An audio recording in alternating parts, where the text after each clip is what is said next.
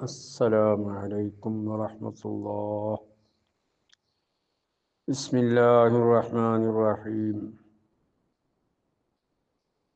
الحمد لله رب العالمين، وأفضل الصلاة وأتم السلام على سيدنا محمد حبيب رب العالمين وعلى آله وأصحابه أجمعين والتابعين ومن تبعهم بإحسان إلى يوم الدين. പ്രിയമുള്ള സഹോദരങ്ങളെ, പരിശുദ്ധ റമദാനിലെ ഒടുവിലെ പത്തിലാണ് നാമുള്ളത്. ലൈലത്തുൽ ഖദർ പ്രതീക്ഷിച്ചുകൊണ്ടിരിക്കുകയാണ്. അത് നേടിയെടുക്കാനായിരിക്കണം നമ്മുടെ ശ്രമങ്ങൾ. കഠിനാധ്വാനം ചെയ്ത് നേടിയെടുക്കേണ്ടത് ഒരു സംഗതിയാണ് ലൈലത്തുൽ ഖദർ. എന്നാലേ അതിൻ്റെ മഹത്വങ്ങൾ നമുക്ക് ലഭിക്കുകയുള്ളൂ.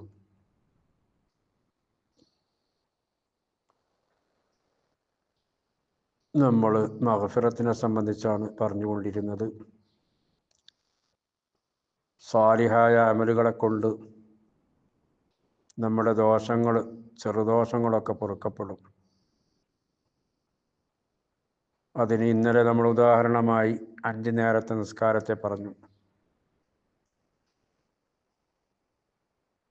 അതുപോലെ ആ നിസ്കാരത്തിന് ഉള്ളിൽ തന്നെ ഒരു ചെറിയ അമലുണ്ട്. അത് കാരണമായി മുൻകഴിഞ്ഞ ദോഷങ്ങളൊക്കെ പൊറുക്കപ്പെടുമെന്നും റസൂലുള്ളാഹി സ്വല്ലല്ലാഹു അലൈഹി വസല്ലം തങ്ങൾ പഠിപ്പിച്ചിട്ടുണ്ട്.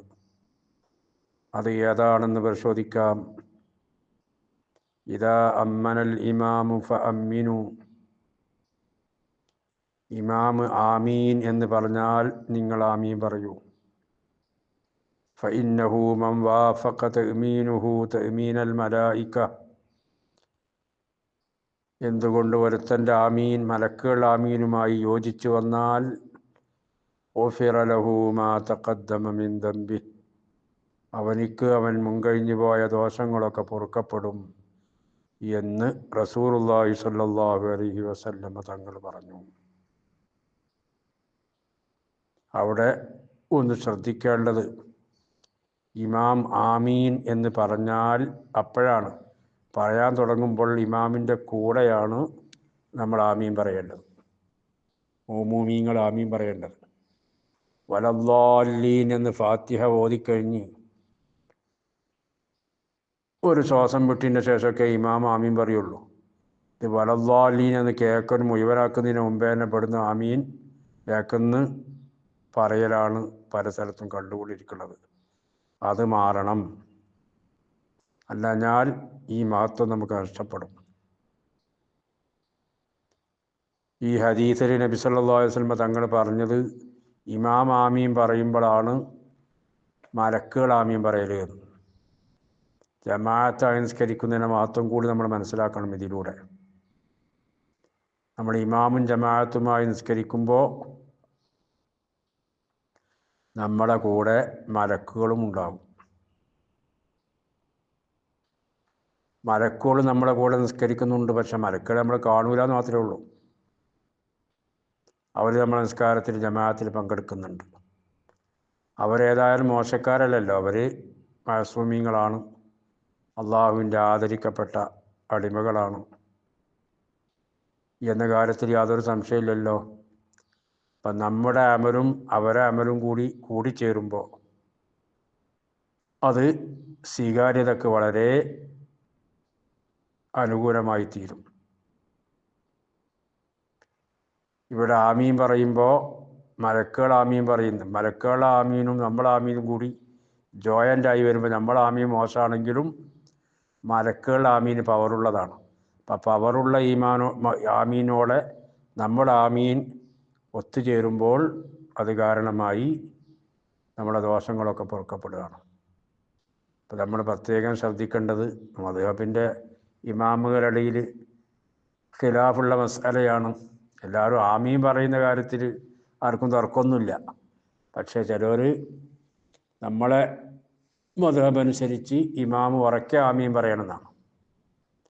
ഷാഫി മദ്ഹബുകാരനാണ് ഇമാമ് എങ്കിൽ ആ ഇമാമ് ഉറക്കെ ആമീൻ പറയും. മറ്റുള്ളവർ ആമീൻ പറയുന്നത് പതുക്കെയാണ്, സ്വകാര്യത്തിലാണ്. ഇതാണ് ചില മതപര വ്യത്യാസമുണ്ട്. ഇപ്പം നമ്മൾ ചോദ്യം ചെയ്യണ്ട, അവരെ മതം അനുസരിച്ച് ചെയ്യട്ടെ. പക്ഷെ നമ്മൾ ഇമാമിൻ്റെ ആമീൻ തുടങ്ങുമ്പോഴാണ് മഅ്മൂമുകൾ ആമീൻ പറയുക. അപ്പോൾ അങ്ങനെ പതുക്കെ ഓതുന്നൊരു ഇമാമാണ് നിസ്കരിക്കുന്നതെങ്കിൽ അപ്പോൾ ഒരു ശ്വാസം വിട്ട് അവന് ഏതായാലും ആമീൻ പറയുന്നൊരു ഗ്യാപ്പുണ്ടാവുമല്ലോ സാധാരണ നിലയിൽ. നമ്മൾ പുറത്തേക്ക് കേൾക്കുന്നില്ലെങ്കിൽ ആ നിലക്ക് എന്ത് ചെയ്യുക, ഒരു ശ്വാസം വിടുന്ന കതറെങ്കിലും നമ്മൾ താമസിച്ച് നമ്മൾ ആമീൻ പറയുക.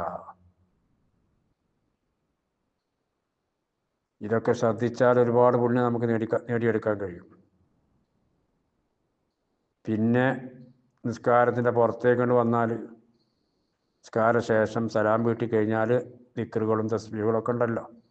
ആ കൂട്ടത്തിൽ പ്രധാനപ്പെട്ട ഒന്നാണ് സുബ്ഹാനല്ലാഹി 33, അൽഹംദുലില്ലാഹി 33, അല്ലാഹു അക്ബർ 33.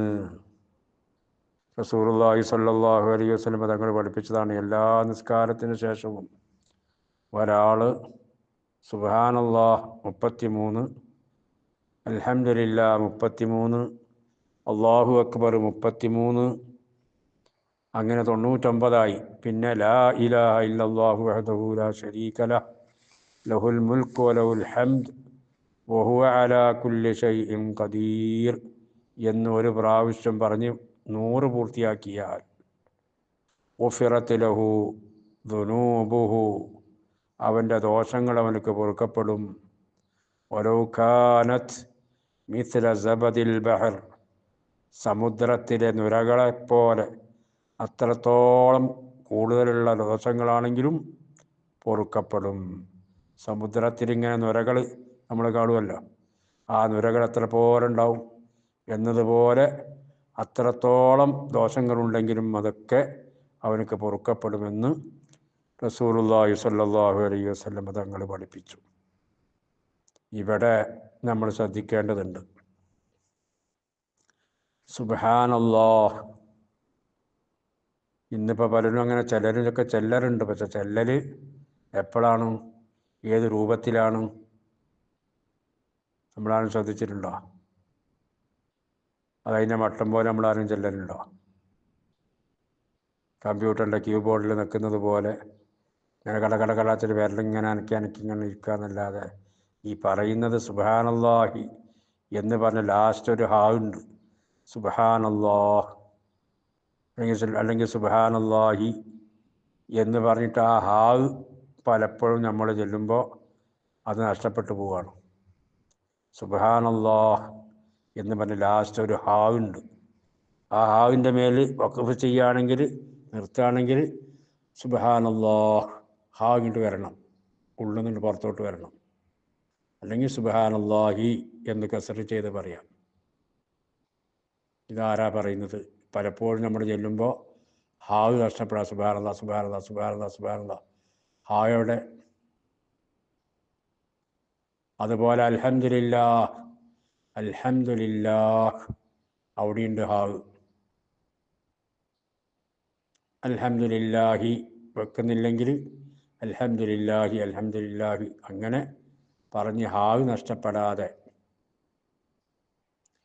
നമ്മൾ ചെല്ലാൻ വേണ്ടി ശ്രമിക്കണം. എന്നാലേ ഇപ്പം ഇതിൻ്റെ ഈ മഹത്വങ്ങളൊക്കെ കിട്ടുള്ളൂ.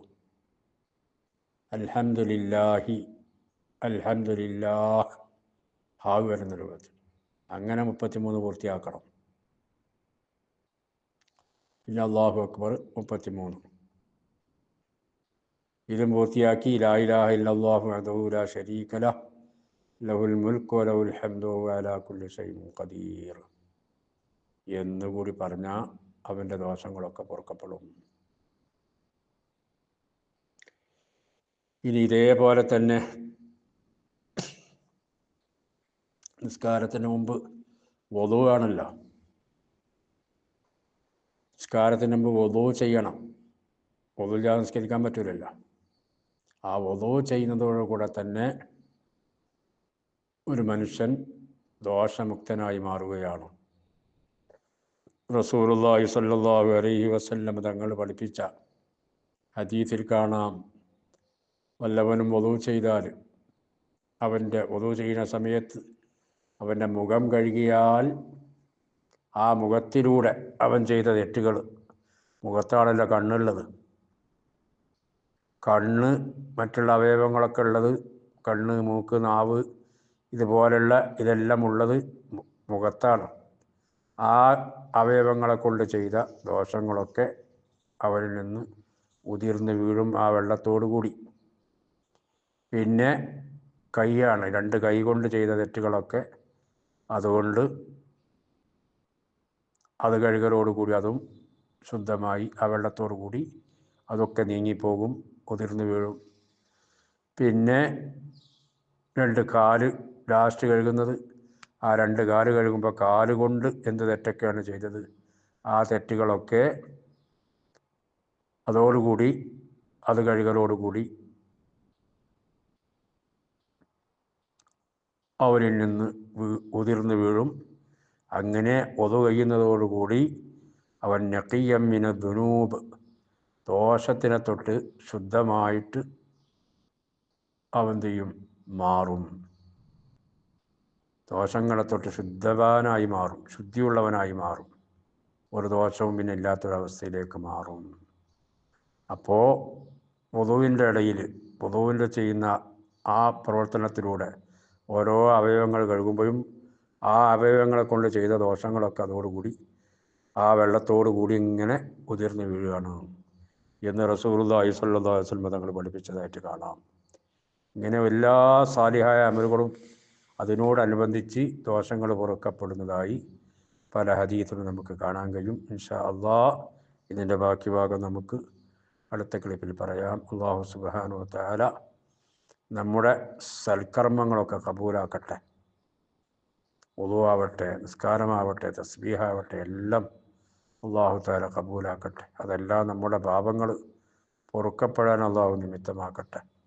റഹ്മാനായ റബ്ബേ, ഞങ്ങളിൽ നിന്ന് വന്നുപോയ എല്ലാ തെറ്റുകുറ്റങ്ങളും ചെറുതും വലുതുമായ എല്ലാ ദോഷങ്ങളും നീ വിട്ടുപുറത്ത് മാഫാക്കണേ അല്ലാഹ്, നീ മാഫാക്കണേ അല്ലാഹ്. ഈ പരിശുദ്ധമായ റമദാനിൽ ഈ ഒടുവിലപ്പത്തിൽ റബ്ബേ ഒരുപാട് ആളുകളെ ഈ നരകത്തിൽ നിന്ന് മോചിപ്പിക്കുന്ന റബ്ബേ, ആ കൂട്ടത്തിൽ പാപികളായ ഞങ്ങളെയും നീ ഉൾപ്പെടുത്തണേ അല്ലാഹ്, ബന്ധപ്പെട്ടവരെയും ഉൾപ്പെടുത്തണേ അല്ലാഹ്, അവരെയും ഞങ്ങളെയും സ്വർഗാവകാശികളിൽ ഉൾപ്പെടുത്തണേ അല്ലാഹ്.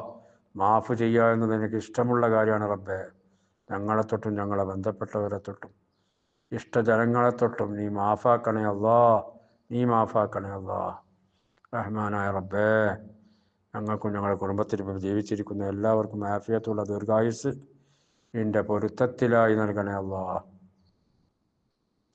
അവർക്കും ഞങ്ങൾക്കും മരണം ഖൈറാകുന്ന സമയത്ത് കലിമ ചൊല്ലി മരിക്കാനുള്ള സൗഭാഗ്യം നൽകണേ അല്ലാഹ്. റഹ്മാനായ റബ്ബേ,